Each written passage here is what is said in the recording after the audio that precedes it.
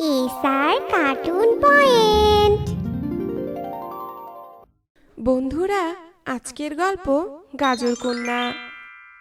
মির্জাপুর গ্রামে ছোট্ট দিঘি তার মা সুবর্ণার সাথে থাকতো। দিঘির বাবা মারা গেছে বেশ কিছুদিন হলো। দিঘির বাবা মারা যাবার পর থেকেই দিঘিকে আগলেই সুবর্ণার দিন কাটতে থাকে।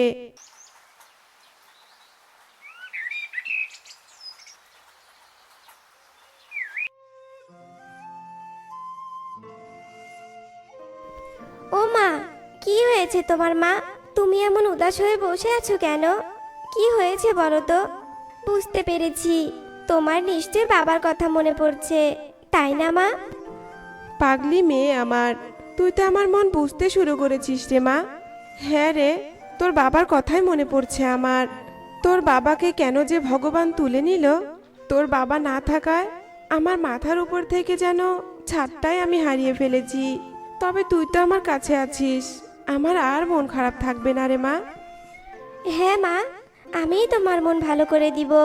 তুমি নিশ্চয়ই বাবার কথা ভেবে দুপুরের খাবারও খাওনি। চলো তো মা, এখন খাবার খাবো। আমার বড্ড খিদে পেয়েছে। যাচ্ছি রে মা, তবে জানিস মা, আমার না ভীষণ ভয় হয়। তোর বাবা আমাকে ছেড়ে চলে গিয়ে আমাকে তো একা করে দিয়েছে। তুইও কি আমাকে ছেড়ে চলে যাবি মা? মারে, তুই আমাকে কখনো ছেড়ে যাস না।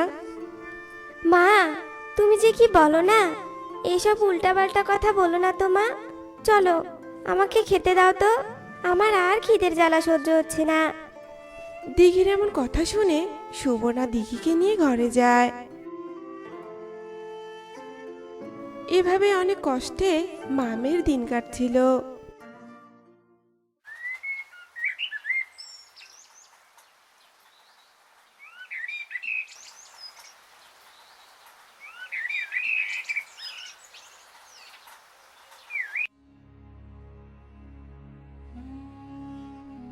কিন্তু হঠাৎই একদিন দিঘি স্কুলে যাবার পথে অ্যাক্সিডেন্ট করে মারা যায়। হে ভগবান, প্রথমে তুমি আমার স্বামীকে কেড়ে নিলে, আর এখন আমার একমাত্র মেয়েটাকেও আমার কাছ থেকেই কেড়ে নিলে। আমি তো এখন বড্ড একা হয়ে গেলাম ভগবান। তবে তুমি আমাকে বেঁচে রেখে আর কি করবে বলো তো? আমিও আর বাঁচতে চাই না। স্বামী সন্তানকে ছাড়া তো আমি জিন্দা লাশ হয়ে থাকবো। তাই এভাবে বেঁচে থাকার চেয়ে আমার মরে যায় অনেক ভালো ভগবান। এসব কথা বলে সুবর্ণা দিঘির লাশ জড়িয়ে কাঁদতে থাকে।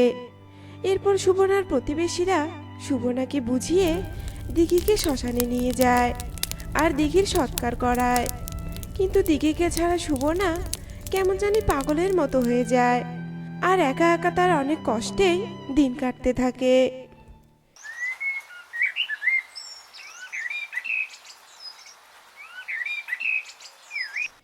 দিঘি মারা যাওয়ার পর থেকে তো আমি বাড়ির বাইরেই যাই না। আজ একটু বাইরে যাই, বাড়িতে কেমন জানি আমার দম বন্ধ লাগছে, আর সব সময় দিঘি আর ওর বাবার কথা মনে পড়ছে। এসব কথা ভেবে সুবর্ণা বাড়ির বাইরে যায়। আর বাড়ির বাইরে যেতে সুবর্ণা দেখে রাস্তার পাশে ছোট্ট একটা গাজর গাছের চারা। সুবর্ণাকে দেখে চারাটা কথা বলে ওঠে। কে তুমি? আমাকে একটু সাহায্য করো না, আমার চারিদিকে আগাছাতে ভরে গেছে, আমি যে আর বেড়ে উঠতেই পারছি না। দয়া করে আমার চারপাশটা একটু পরিষ্কার করে দাও না গো।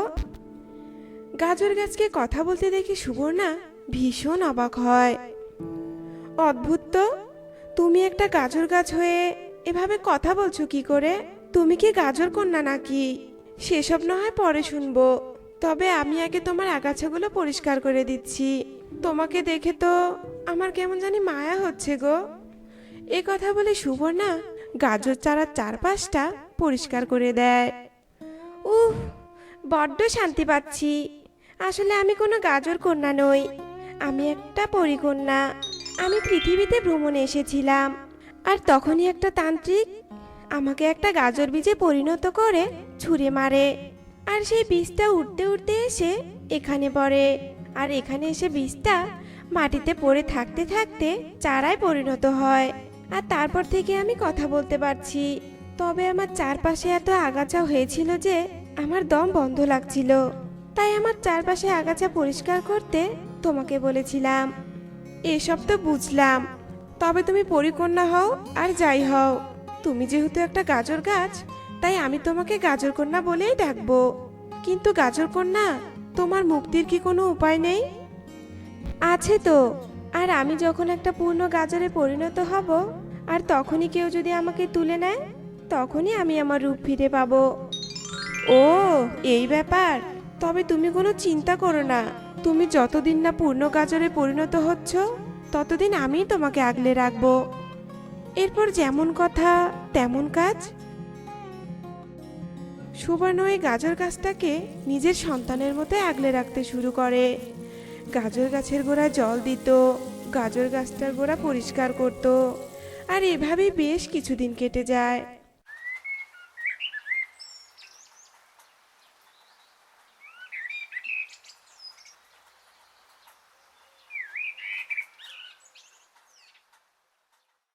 আর এতদিনে গাজর গাছটা পূর্ণ গাজরে পরিণত হয়। তোমায় অনেক ধন্যবাদ আমার এত খেয়াল রাখার জন্য। আজ আমি পূর্ণ একটা গাজরে পরিণত হয়েছি। এবার দয়া করে তুমি আমাকে উপড়ে ফেলো, আমি যে আর গাজর হয়ে থাকতে পারছি না গো। এরপর সুবর্ণা গাজরটা উপড়ে ফেলে, আর সেই গাজরটা মাটিতে রাখতেই গাজরটা একটা পরীতে পরিণত হয়, যা দেখে সুবর্ণার চোখ বেয়ে জল পড়তে থাকে। এ কি, তুমি কাঁদছো কেন? তুমি কি আমার মুক্তি পাওয়াতে খুশি হওনি? কে বলেছে আমি খুশি হইনি? কিন্তু গাজর কন্যা, এতদিন তোমার সাথে সময় কাটিয়ে তোমার প্রতি আমার একটা মায়া জন্মে গেছে, আর আজ তো তুমি তোমার রূপ ফিরে পেয়েছো। এখন নিশ্চয়ই তুমি তোমার পরিরাজ্যে ফিরে যাবে, তখন আমি আবার একা হয়ে যাব। তুমি কেঁদো না মা, তুমি কি শুধু আমার মায়ায় পড়েছো? আমিও তো তোমার মায়ায় পড়েছি মা, আর তাই তো তোমায় আমি মা ডাকতে একদম দ্বিধাবোধ করছি না।